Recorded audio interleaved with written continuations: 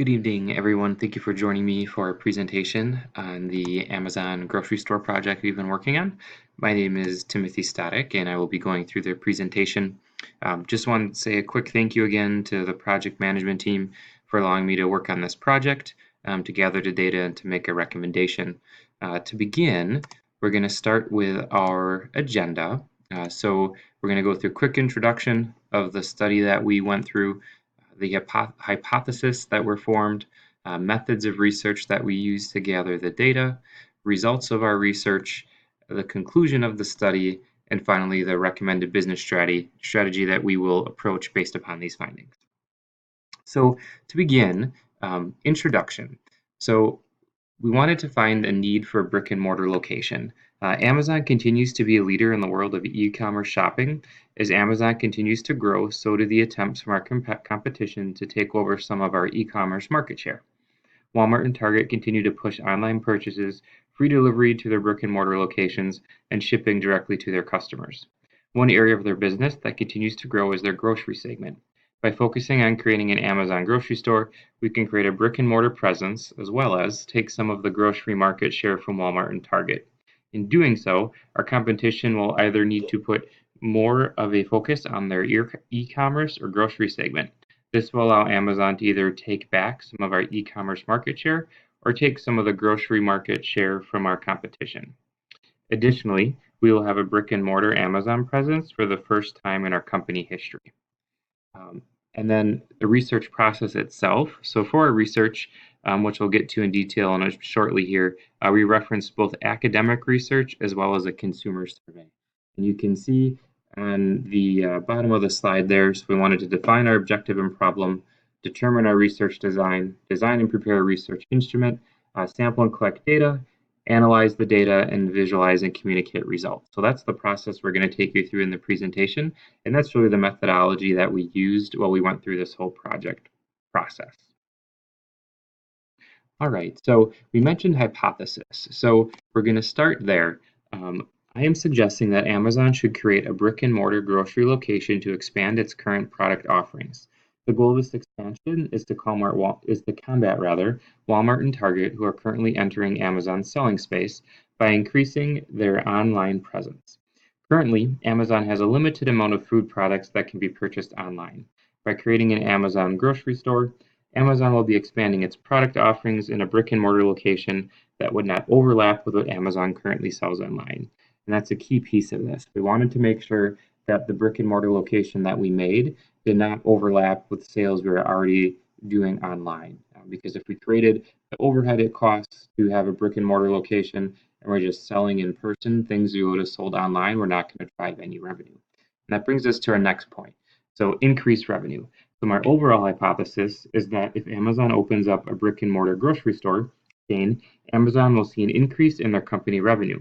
As mentioned earlier, Amazon continues to see more and more competition in the e-commerce retail space from big box retailers. And by establishing a brick and mortar location presence specifically focused on groceries, Amazon will enter the grocery revenue stream that Target and Walmart currently operate within. Next, we're going to cover methods of research. We did some academic research as well as a consumer survey. So in order to collect the data necessary to prove this hypothesis, I used a combination of research methods. First, I used a content analysis documentation review method. This method allowed me to gather quantitative data around the revenue that is currently generated through Walmart and Target's grocery department of their stores. This data helped me validate that the grocery department is a profitable department and further validate my hypothesis that we discussed on the previous page. We also created a survey to be taken by current customers of Amazon, and through this survey, we can determine what types of groceries our potential customers would purchase, the likelihood of these consumers shopping at an Amazon grocery store, and what ways we could make our stores as convenient as possible. And I would like to add in there, we ended up expanding our survey because we had a great number of responses, which we'll discuss later on in this presentation. So we actually surveyed both current Amazon customers as well as customers that currently do not make purchases on Amazon, really to get a wide range of results to understand what those shopping habits might look like. It is also important to mention, though, that there are many variables that are present during any research plan or proposal. with my hypothesis, the independent variable is the creation of the Amazon grocery store. And this variable is the variable that we are testing to see what the outcome will be. The outcome, or the dependent variable, is that creating the grocery stores will increase company revenue of Amazon. So simply put, if we're going to make this business decision to develop the Amazon grocery store, we need to see that it's going to generate revenue for our company. I wanted to highlight a little bit farther into the variables, and I want to highlight the 4 P's of marketing. The 4 P's of marketing are place, product, promotion, and price. So place of an Amazon grocery store to other grocery stores or big box retailers is important. It's important because we need to determine where they want to serve our customers, rural, urban, etc. The place of these locations will also impact the price and product. If we choose to build locations that were close to other grocery stores, we would have direct competition. Additionally, based upon a location, we could decide on what product to provide, and it'll be important for Amazon to offer products in the grocery store that they do not offer online. And we talked on that a little bit prior, but just highlighting that we don't want to cannibalize our own profits by selling the same thing in these stores as you would sell online. The last variable to discuss when we reference the 4 P's of marketing is promotion. As Amazon, we could offer deals at their grocery store, certain promotions that tie into their online shopping experience. This was actually kind of interesting. We'll highlight some of that in our results of the consumer survey, but a coupon was not actually a big driver of traffic to our Amazon grocery store. So that was a neat and unexpected result from that survey that we experienced. As you mentioned earlier, the overall goal of the research plan is to determine if Amazon would increase overall revenue and profit by creating a brick and mortar grocery store. In order to verify if this action would be profitable for Amazon, it is important to make sure we are researching the proper data and asking effective questions through the survey that we created. Initially, the data we're researching is that of current grocery revenue in the other big box retailers such as Walmart or Target, and we discussed this within our academic research. And this allows us to gauge if, in fact, this segment of product sales is indeed profitable. So if we go through this whole methodology and we fail to review if grocery is actually a profitable area of sales, then all the further research we do is for naught. So it's important for us to initially review that. When we're referencing our survey, for the measurement scale of the survey, we used a Likert scale, and this allows individuals to express how much they agree or disagree with a statement. We used the categories of strongly agree, neutral, disagree, and strongly disagree. And we also tied this into a numerical response, which we'll talk through as we get to some examples of the questions that stood out. It's important for us to add up all the numerical values together for each question, divide that by the total respondents, and then we can get an average result of the survey that we got. That allows us to view trends, validate data, and also gauge if there's any specific action we need to take in order for this Amazon grocery store to be successful. Okay, so like we had mentioned, we're doing both academic research and the consumer survey. So I'm going to start with the academic research. There's really 3 main areas that we focused on. We focused on our e-commerce competitors, brick and mortar presence, and then grocery sales overall. So what I want to do is I want to highlight a couple of the quotes from some articles that we researched and referenced during this study to give us an idea of where these 3 areas play into our creation of the Amazon grocery store. So to start, one quote that really stuck out to me was one around brick and mortar purchases. So nearly 44% of US consumers go first to Amazon when they want to make a purchase. However, the vast majority of purchases we make, around 92%, still occur in brick and mortar stores, not over the internet. This quote from this article shows that even though we have become quick to purchase through e-commerce sites, we still have consumers that make the vast majority of their purchases through brick and mortar locations, and this helps to validate the importance of Amazon getting a brick and mortar presence through an Amazon grocery store.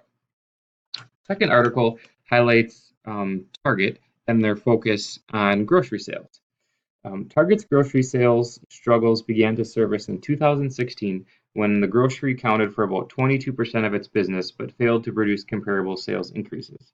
Even though the grocery segment of Target has seen recent improvement, and even though Target is typically seen as a retailer for home furnishings, fashion finds, and household essentials, this article highlights that Target does need to improve their overall revenue from its grocery departments. A lot of other developments are happening in the grocery space, and Target doesn't want to be left behind. It's got to be a key player in this business, and that's a quote from Target. So there you can see Target is recognizing the importance of its sales, grocery portion of its sales, and 22% of its business was done in groceries. So that's a huge market share that we can go after. Lastly, we want to highlight the e-commerce competitors. So this targets Walmart. So Walmart's first quarter earnings, the company's e-commerce sales rose 37% as online grocery sales provided a boost and home and fashion products performed well. This information helps to validate our assumption that Amazon's competitors continue to encroach on Amazon's online selling space. So a 37% increase in e-commerce through Walmart. So once again, our goal is to generate this Amazon grocery store, which will increase our revenue in grocery sales, which then also will mean that Walmart and Target will have to compete with us in the grocery segment, as well as the e-commerce segment. So we can really challenge our competitors in two areas. All right, next we're going to move on to the consumer survey results of our research. And we found 4 areas that really stick out to us based upon the survey: quality of products, types of products, location of Amazon grocery stores, and customer experience. The primary source of my data analysis came from the survey that we were just mentioning. We had a total of 90 respondents complete the survey. All respondents completed 100% of the questions, and the average time it took for the respondents to complete the survey was 1 minute and 9 seconds. We were purposeful in the creation of our survey because we wanted to make it simple to complete, but yet have questions and responses that will help with our research. The survey that was distributed to 90 respondents is the primary form of a data collection, as we mentioned. And within the survey, there were a few findings that stuck out that I'd like to highlight. First, buying a product in person is not something that is significantly important to our survey respondents. However, when they are buying a product in person, the person they buy the product from impacts their buying decision. This is important for us to take into account when we are hiring employees for our Amazon grocery store. When consumers make the decision to purchase an item in person, the person they are purchasing that item from will have an impact on the amount they purchase and spend. Second, location is an important category for our respondents. 85% of our respondents agreed or strongly agreed that location is an important aspect of where they shop. Based upon this result, it will be important for our Amazon grocery stores to be strategically placed for our consumers. This will increase the amount of traffic that we see within our locations. Based upon our survey, one component that does not drive traffic is promotional coupons. And I know it's not in our slide here, but it's important for us to mention. 50% of our respondents were neutral or disagreed that a coupon would make them purchase an item in the store. As we discussed prior, one major deciding point was the employees that the customers are interacting with during their purchase. So it'll be important for Amazon to put more time into training their employees than creating a promotional coupon. Another component that is important to our survey respondents is quality. 90% of our respondents would pay more for a product if they felt the quality was greater than a similar product. It will be important for Amazon to sell higher quality products compared to Walmart and Target, as this will drive more consumer base that is willing to purchase products at a higher cost, as long as the product is of a higher quality. Lastly, it is important to highlight from our findings that our consumers have specific grocery items that they like to purchase in person. Produce, meat, and other perishables are items that our survey respondents like to purchase in person. This will align well with our current e-commerce sales at Amazon. We do not often sell perishable grocery items through our online store. By offering these types of items in our Amazon grocery store, we will be offering products that our consumers want to purchase, as well as not selling products in a brick and mortar location that our customers would typically purchase online anyways. This will allow Amazon to create an additional revenue stream of products that we are not currently taking advantage of. And I know we highlighted that earlier, but we really want to make sure we're not competing with ourselves in this market. So by being very specific around the quality of products we produce, the types of products we sell, the location of the grocery stores, and the overall customer experience we're giving our consumers, we're really going to make sure that we drive revenue through our Amazon grocery store. We're going to go through the next couple of slides here shortly, and it's really going to show some graphical results of the survey questions that really stuck out. So we're going to cover that next.